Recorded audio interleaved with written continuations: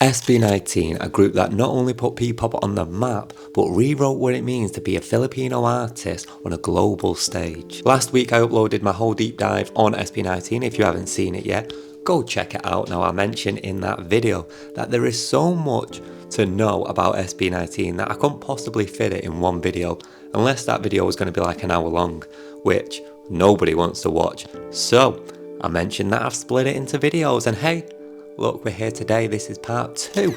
Today we're talking about where are they now?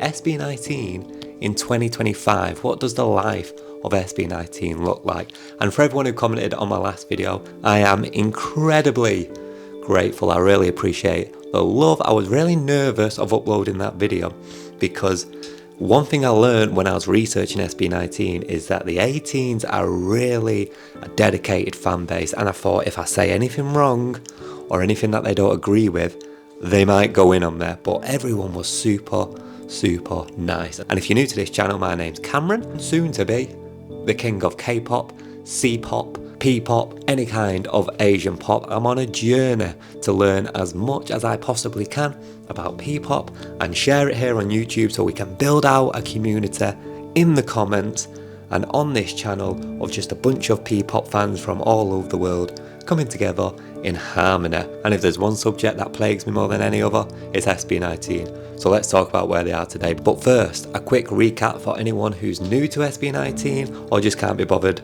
watching the other video that I posted.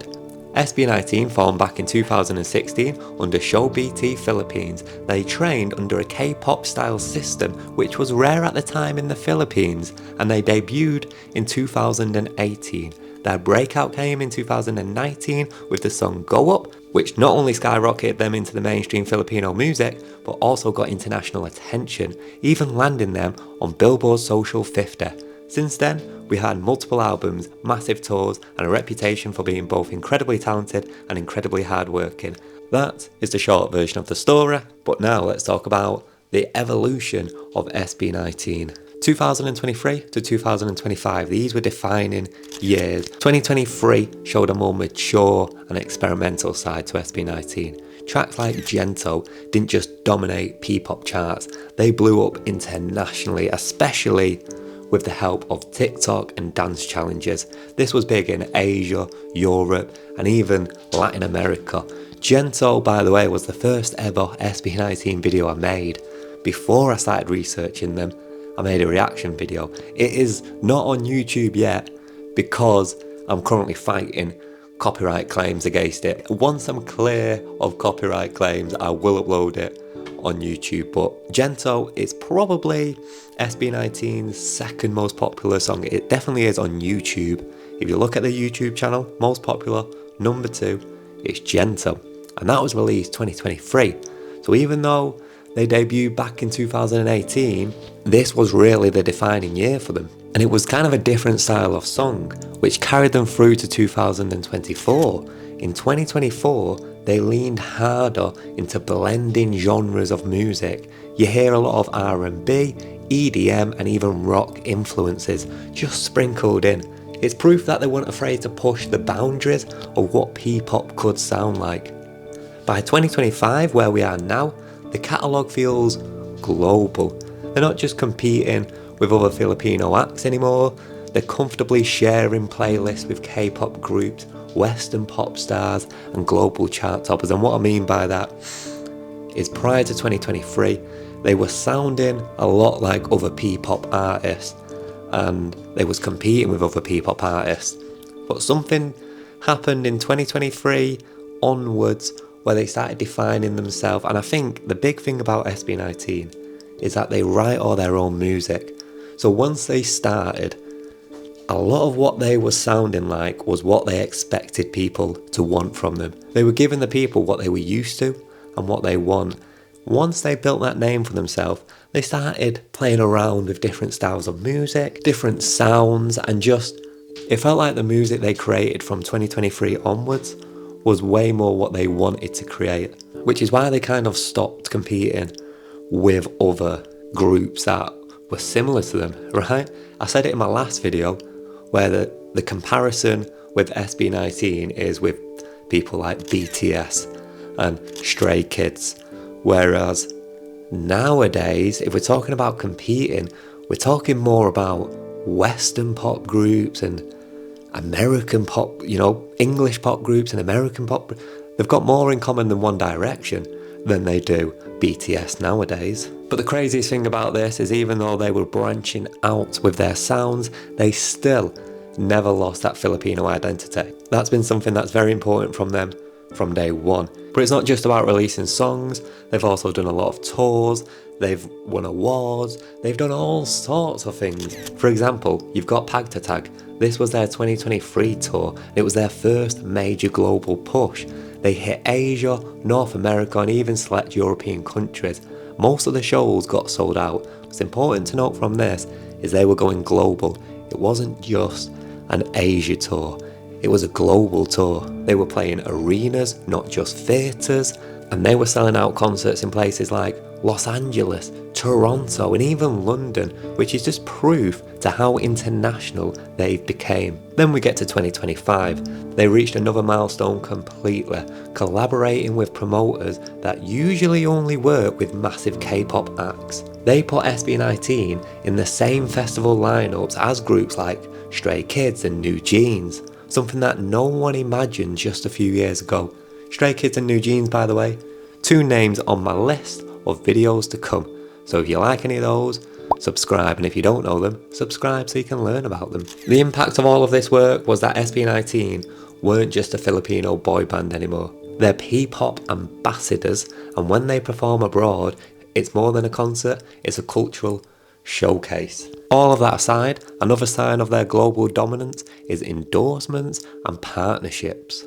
In the last couple of years, SB19 has landed deals with global brands, fashion labels, beverage companies, tech companies. These partnerships matter because they put SB19's faces on billboards and social feeds worldwide, right next to household names. Unlike a lot of idol groups who have brand deals just for exposure, SB19's collaborations feel authentic. Their styling, their music, their image, it all ties back to who they are as artists. Taking brand deals is always going to be a great way for these bands to make a lot of money and to get their faces in front of a whole new audience. But for SB19, somehow managed to do that without losing any of that authenticity that made them popular in the first place. And that's very impressive. But of course, it hasn't all been smooth sailing. Touring non-stop and constantly creating, it takes a toll. Members have been very open about exhaustion, reminding fans that the fame comes with real struggles. We're talking fatigue, we're talking pressure. They've also faced some online criticism. With the rise in global visibility comes comparisons, especially with other K-pop idols.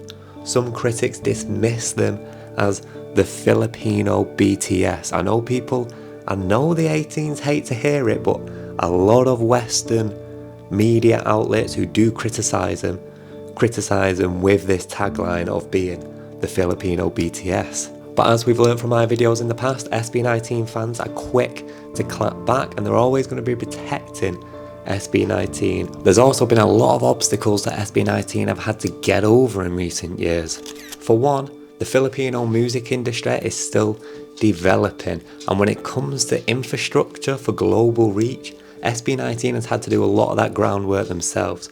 And what I mean by that is bands like pop bands and groups that come out of Korea have already got companies and promotional teams that know what it takes to put them on a global stage.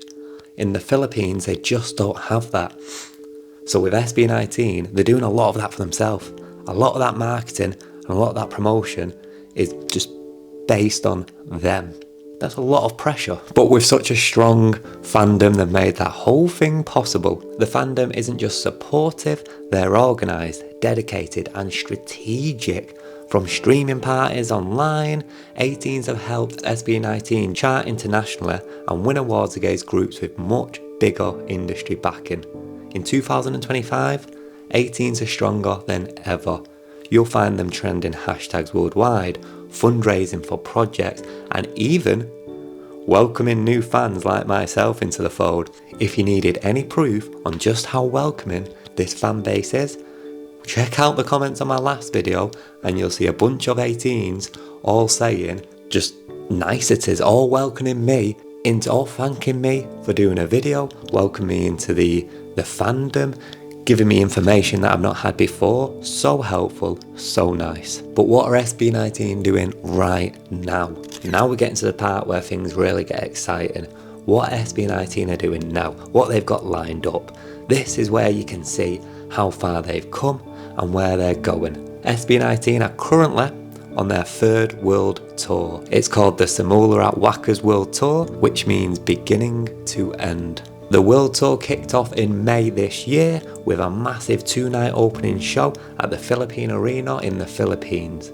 The tour has 23 shows planned across multiple continents: Asia, North America, the Middle East, with additional dates in Australia, Japan and Hong Kong. Amongst its milestones, SB19 has become the first local Filipino act to hold and sell out 2 consecutive shows at the Filipino Arena. In July we saw a collaboration single. We've also saw a bunch of new singles come out this year, and the tour that they're currently on is selling out fast. Fans are not just packing out arenas, but they're giving it really good reviews. People are saying SB19 is a live show that you want to see. People are saying it is amazing, that these guys can sing and dance live just as well as they do in the music videos. They're the live monsters, is what people are saying. So if you can get a ticket to one of these shows, get yourself down there. I'm sad that I can't go see him after all this research I put in. I feel like they should just give me a ticket for free, but there we go. If this wasn't enough, I've got, I think, 3 or 4 more SB19 videos planned. I've got to give Pablo gets his very own video, because every time I research the band there's so much that comes out just about him. So I'm currently working on a video just for him. I've also got some more comparison videos that we're going to discuss the kind of SB19 BTS comparison, and but basically a bunch more. So if you like this video and you think you'll enjoy those, hit that subscribe button.